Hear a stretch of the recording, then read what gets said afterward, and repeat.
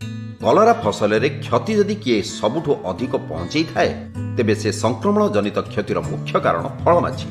ए माछी कलरा फल रे उपरी अंश रे कणा करी भितरे प्रवेश करती और फलर भितर अंश को संपूर्ण नष्ट कर दै थांती। फलर जे उपरी भाग रे कणा करती सेही स्थान ही फलटी बांकी जाय थाए।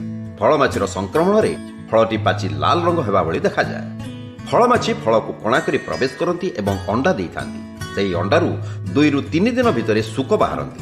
से फलर मांसल अंश को खाती। एही फलमाछी दाउरू फसल को रक्षा करने पई चाषीटी विशेष भाव में जत्नशील होबाकू पड़े। ठीक समय रे ठीक उपचार न कले माछी संख्या वृद्धि घटी थाए एवं परवर्ती चाष ऋतु पई एक समस्यार कारण पलटि थाए। खरा दिने गहिर चाष कले माटी भितर थिबा फलमाछीर सुक हल द्वारा नष्ट होगा संगे संगे माटी तल उपर हेबा कारण जोगु सूर्यंक प्रखर किरणर तापरे मध्य नष्ट हो जाती। एहा छड़ा ए समस्या बर्तिबा पई अंडीरा फलमाछी को आकर्षित करी नियंत्रण करदेले माई माछी सहित अंडीरा माछीर संगम हो पारेनि, जहाद्वारा सुक उत्पादनकारी अंडा मध्य कमी थाए।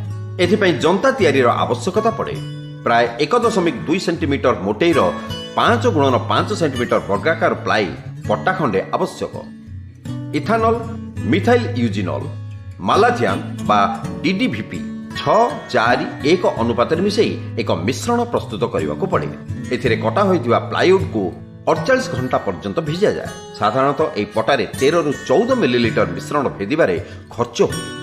वर्षा जोगु काले काठखंडर कार्यदक्षता शक्ति ओदा हो कमिजिव किंबा नष्ट होइजिव। सेथिपई चौड़ा मुह प्लास्टिक बोतल आवश्यकता पड़ी थाए।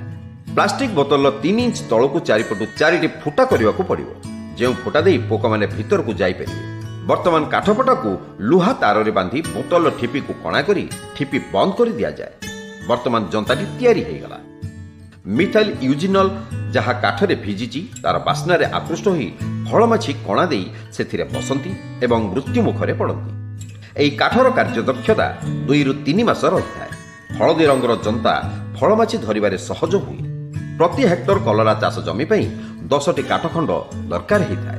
यह भाड़ी तले बा लटा माड़ी खुंटी पत्र गहल भितर झुला जाए।